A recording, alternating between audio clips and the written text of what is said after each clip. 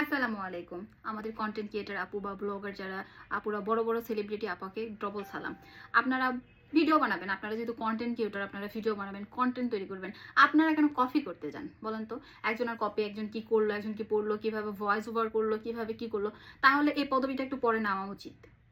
আমি just business করি। আমি আপনাদেরকে বারবার বলছি আমি বিজনেস করি।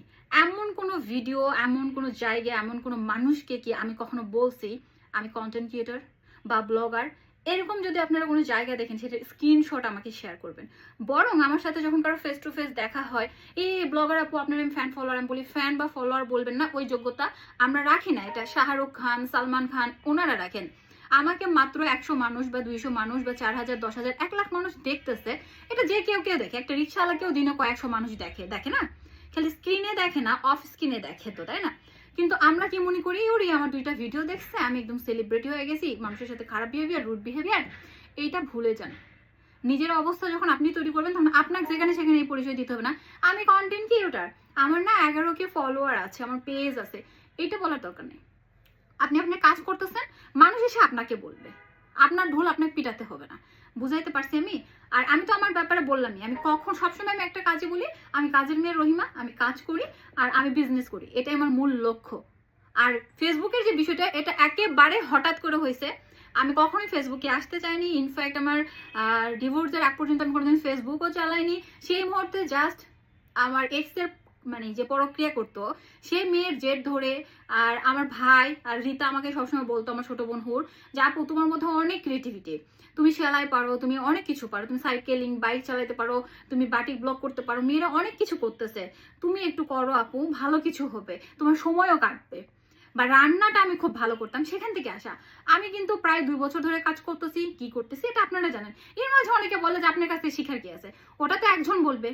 এখন ওকে যদি আমি ডাকে নিয়ে এসে বলি যে একটা জুতা মুছারও আর্ট আছে, আমরা যে জুতাগুলো পরি সেটা মুছারও একটা আর্ট আছে, সেটা ওকে দিয়ে মুছানোও যাবে না। ও জানেই না কোন জায়গাটা কিভাবে ম্যানেজ করতে হয়। তো আসলে ওর তো আমার কাছে শেখার কিছু না। কিন্তু এরকম প্রতিনিয়ত হাজারো আপু আছে, শয়ে শয়ে আপু আছে যাদের সাথে আমার কথা হয়, ভাইয়ারা আছে, জানি আসলে তুমি যেটা মেয়ে মানুষ, তোমার কাছ থেকে আমাদের শেখা উচিত যে কিভাবে টাইম ব্যালেন্স, কিভাবে ফ্যামিলি ব্যালেন্স, কিভাবে বাচ্চাদের সাথে মিশতে হয়। তো এর মধ্যে তো একটা দুইটা খারাপ থাকবেই, থাকবে না? মানে 2-1টা খারাপ না থাকলে ভালোর মূল্য আপনি দিবেন কেমনে? তো সবকিছু মিলিয়ে নিজেকে এমন কোনো জায়গাতে এমন ভাবে প্রেজেন্ট করবেন না, অপোজিট থেকে আমাকে এসে বলে আনি আপু আপনি দেখেন বিজনেস করেছেন, আপনি এত কিছু করছেন, কই আপনার মধ্যে তো এরকম অহংকার দেখি না, বা আপনি তো কখন এরকম বলেন না। এরকম বলার কিচ্ছু নাই। কি হয়ে গেছে এমন? আমাকে সামনাসামনি যখন বলেন, বলি আমি কোনো কিছুই না, আপনারা আমাকে দেখছেন, ভালোবাসতেছেন, আলহামদুলিল্লাহ, উই আর ফ্রেন্ড। কিন্তু আমার ফলোয়ার বা ফ্যান, এই কথা মানুষ বলে কেমনে ভাই? বা হ্যালো, মানে যে কোনো কিছু একটা বলা, আমি যেরকম বলি না, আমি আসসালামু আলাইকুম বলে, we are A family person. আমার কাছে মনে হয় যে আমরা সবাই এক পরিবারের।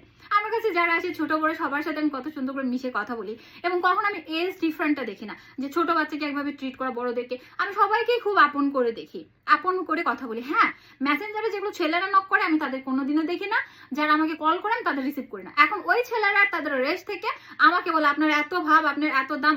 আমার এত ভাব নাই ভাই, কিন্তু আমি আপনার কল ধরার জন্ম দুনিয়াতে আসিনি। আপনার কল ধরতে হবে, আপনার সাথে কথা বলতে হবে, এই কাজ দিয়ে আল্লাহ আমার দুনিয়াতে পাঠায় নাই। আপনারা কি বুঝছেন? কন্টেন্ট তৈরি করতেছেন, তাহলে কন্টেন্ট তৈরি করেন। আমি কন্টেন্ট তৈরি করি না।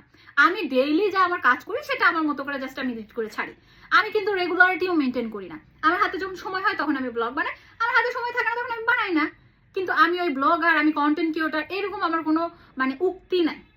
করছি, আমার লাইফটা আমি শেয়ার করতেছি, আমি কি করছি না করছি এইটা শেয়ার করতেছি। এর মধ্যে আমার টাইম যাচ্ছে, এর মধ্যে আমাকে কিছু মানুষ চিনতেছে, এর মধ্যে আমি আমার বিজনেসটাও করতে পারতেছি, দ্যাটস ইট, আর কিছু না। আর আমি এটা করতাম না, কিন্তু আমি প্রথমবার যেদিন ভিডিও ছাড়ি সেই ভিডিওতে আমার 29K ভিউ হয়েছিল একদিনে। মানে আমার তখন ফলোয়ার ছিল 2700, অনলি 2K প্লাস আমার ফলোয়ার, কিন্তু আমার ভিউ হয়ে গেছিল 29K, যেটা আমি রেলওয়ে স্টেশনে করছিলাম। পরে আমি শান্তিরা বিলে গেছিলাম, ওইখানের একটা দিছে, ওটা 32K হয়ে গেল। তখন আমার পরিবারের সবাই বলে তুমি এটাকে কাজে লাগাতে পারো, বা আমাকে যারা ভালোবাসে ওরা বললো তুমি এটা কাজে লাগাও। সেইখান থেকে এখানে উঠে এসেছি। আমার মূল কথা হলো আমরা মানুষ, মরে গেলেই শেষ। কে কার স্টাইলে চলবে সেটা ভিন্ন কথা।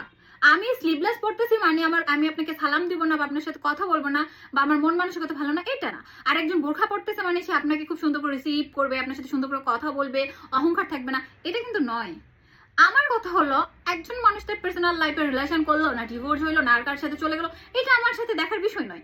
আমার যেটা দেখার বিষয় সেই মানুষটা আমাকে কিভাবে ভালোবাসতেছে, আপন করে নিচ্ছে এবং সে আমার ক্ষতি করছে কিনা, দ্যাটস ইট। একজন হিজাবি, একজন হুজুর টুপিওয়ালা মানুষকে আমি কি করবো? সে যদি পিছন থেকে আমার ক্ষতি করে, আমার কুটনামি করে, আর থেকে তোমার হাফ পরে ছেলেরাই ভালো, যারা আমাকে দেখলো সালাম দেয়, কথা বলে, আমাকে দেখে স্মাইল করে, হিংসা করে না। এটা বেটার না? অল ওভার আপনি যে কাজ করতেছেন আপনার মতো করে করেন, শিখেন, কিন্তু সেম টু সেম কপি করতে যায় না। যেখানেও আমাকে মানুষ ক্রেডিট দিক যে ও এটা তো আর্মির দেখে করলো, তাহলে আপনার ক্রিয়েটিভিটি কি? নিশ্চিত আমার আর আপনার প্যাটার্ন এক না। আপনি আপনার মতো করে কাজ করেন, আমি আমার মতো করে কাজ করব। এইরকম ভাবে সবাই থাকবে, আর এত লেকচার ধারার কিছু নাই। আপনি যেটা করবেন এটা মানুষ আপনাকে বলবে, আকাশে চাঁদ উঠলে সবাই দেখবে। আপাতত আমি কফিটা এনজয় করি, আবার কথা হবে। আল্লাহ হাফেজ।